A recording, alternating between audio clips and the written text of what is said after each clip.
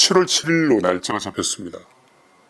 왜 이렇게 시간을 늦추게 된 것인지 석연찮은 점들이 없지는 않지만 어쨌거나 이준석의 정치 생명은 앞으로 2주라는 초능을 다투게 됐습니다. 불과 37세에 불과한 젊은 나이에 정당의 당대표라는 막강한 자리까지 치고 올라간 그의 실력을 무시할 수만은 없겠습니다만 어쩌다가 당윤리위에 회부되고 제명의 위기로까지 몰리게 된 것인지 이 시점에서 가감없이 인간 이준석을 좀 짚어봐야겠습니다. 이준석 대표는 여기저기 인터뷰에서 하늘을 우러러 한 점 부끄러움 없는 것처럼 발언하고 있습니다. 성납도 없었다. 증거인멸 시도도 자기하고 상관없다면서 모두 부인하고 있는 것입니다. 그래서 말씀인데 혹시 이 모든 것이 이준석에 대한 시기와 질투 때문에 그래서 그를 모함해서 그를 끌어내리고자 하는 일련의 세력 다툼의 과정에서 혹시 이준석이 지금 억울한 일이라도 당하고 있는 것은 아닐까요? 어떻게 생각하십니까? 이준석에게는 여기저기 그를 싫어하는 세력이 적지 않은 것도 사실입니다만 그러나 이 모든 것이 자업자득이라는 평가가 더 설득력 있게 들리는 것은 왜 그렇겠습니까? 이준석이 당대표가 되기 이전부터 당대표가 되고 난 이후까지 그의 지난 과거의 모든 행적들을 좀 가감없이 살펴봐야겠습니다.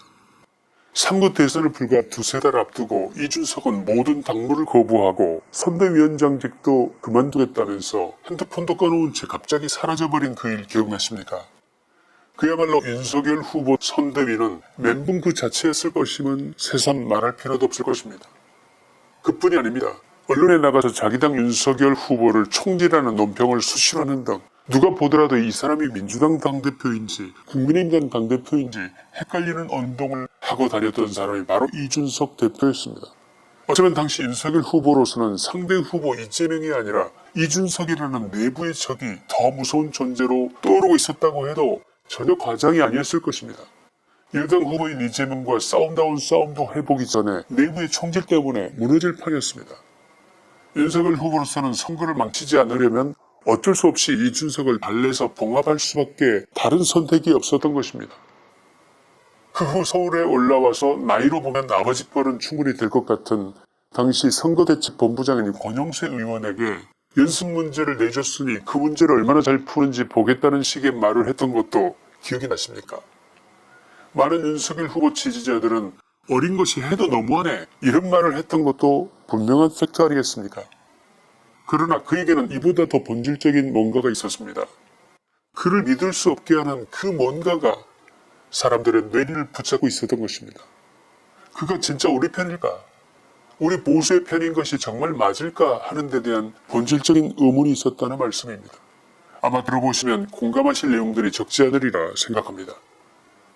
첫째, 윤석열 후보가 대통령이 되면 지구를 떠나겠다고 말한 적이 있는 이준석. 이 사람의 진실된 속마음이 무엇일까? 둘째, 왜 이준석이 당대표로 선출되던 날 문재인이 왜 그렇게 환하게 웃으며 진심 좋아하는 표정이었을까?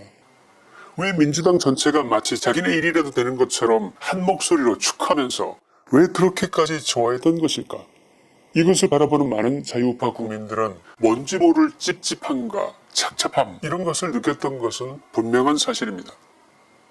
셋째, 가세연의 이준석 상납 폭로가 터졌을 때 그 좋은 호재를 보고도 왜 민주당은 약속이라던 것처럼 침묵했던 것일까?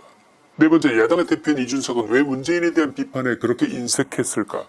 다섯 번째, 3월 10일 새벽 윤석열 대통령이 당선이 확정되었을 때 이준석의 표정이 왜 그렇게 참담해하는 표정이었을까? 속된 말로 못 씹는 표정이었던 것을 전 국민이 지켜봤던 것인데 그 표정의 의미를 도대체 어떻게 해석해야 하는 것일까? 언론에 드러난 것만으로는 이준석이 모든 것을 다 봤다고 말하는 것은 옳지 않을 수가 있습니다. 그러나 사람이 어려운 일을 당했을 때 그 상황에 대해서 어떻게 대처하느냐 하는 과정에서 진짜 인간 됨됨이가 드러나는 것이 인생사의 진리가 아닐까 생각됩니다. 어쨌거나 지금 이준석 당대표는 자신의 정치 생명이 풍전등화와 같은 상황을 맞은 것은 분명해 보이는데 그가 어떤 사람인지 그의 진면목을 좀 더 알아보기 위해서 그가 윤리위 해부라는 사상 초유의 사태까지 이르게 된 과정을 잠시 정리해 보겠습니다. 가세는 2021년 12월 27일 이준석 대표가 2013년 김성진 아이카이스트 대표로부터 대전의 한 호텔에서 접대를 받았다는 내용을 폭로했습니다. 이준석은 아이카이스트사 김성진 대표로부터 상납을 받고 그 대가로 당시 박근혜 대통령을 만날 수 있게 해주었고 아이카이스트 대표인 김성진은 투자금 240억 원을 유치하는 목표를 달성한 것이다. 어떻습니까? 문제가 걷잡을 수 없이 커진 것은 이준석의 서투른 그 다음 대응 때문입니다. 다음 내용은 가세인의 방송 내용을 중심으로 정리한 것임을 밝힙니다. 첫째, 2021년 12월 27일 가세인의 방송에 나간 시점 당시 성남 의전을 맡은 장모 씨가 이준석에게 전화해서 당신 자신이 이러저러하게 해주지 않았나 얘기를 했더니 묵묵히 듣고 있던 이준석이 전화 마지막에 좋은 게 좋은 거라고 살려주십시오 라고 말했고, 이 녹취를 가세인이 입수해서 폭로했습니다. 둘째, 2022년 1월 10일 새벽에 이준석 대표의 지시로 김철근 당대표 정무실장이 의전 실장인 장모 씨를 만나러 대전에 내려갔고, 장모 씨로부터 성납이 없었다는 각서를 받아서 서울로 왔는데, 문제는 이 각서를 받는 대신 장모 씨가 지정한 곳에 7억 원을 투자해주겠다는 각서를 써줬다는 것입니다. 7억 원짜리 각서인 것입니다. 셋째, 김철근 정무실장이 장모 씨로부터 받은 성납이 없었다는 각서는 서울경찰청에 증거자료로 제출됐고, 이 사실은 1월 25일자 노컷 뉴스에 보도되면서 알려지게 됐습니다. 넷째, 장모 씨는 이준석과의 녹음 파일과 김철근 정무실장이 써준 7억 원짜리 투자각서를 가세인에 보내면서 이 사실 전모가 드러난 것입니다. 그동안은 이준석의 과거 성납에 관한 비리가 불거졌다, 이런 표현이 가능한 사건이었다면 이번에는 사건의 양상이 다른 것으로 튀었습니다. 이준석이 김철근 정무실장을 통해서 형법 155조의 증거인멸을 시도한 것입니다. 이쯤 되면 상황은 이준석에게 유리하게 돌아갈 확률은 거의 제로일 수밖에 없어 보이지 않으십니까?